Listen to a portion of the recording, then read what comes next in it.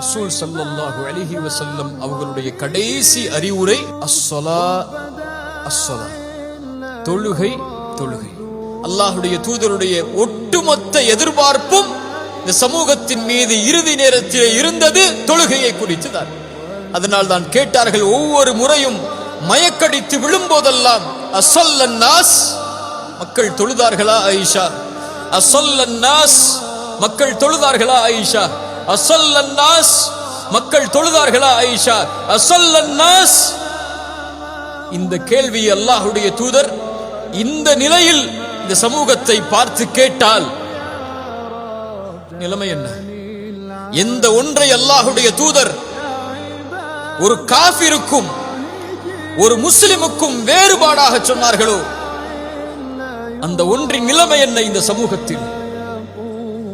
எம்மிலே ஃபஜ்ருடைய தொழுகையை தொழக்கூடிய முஸ்லிம்